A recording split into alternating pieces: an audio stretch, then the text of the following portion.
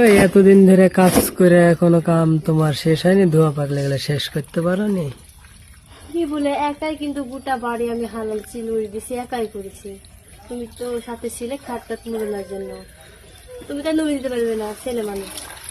তো আজকে চাঁদ রাত, আজকে আমার আরো কাজ আছে, এগুলো ধুবো, তারপর ভাত রান্না করে ওষুধ পাতি খাওয়া লাগবে।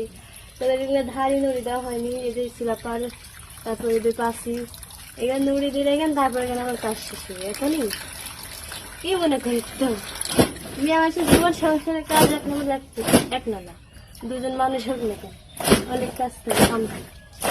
তুমি তো বুঝবে না, এখন বুঝো।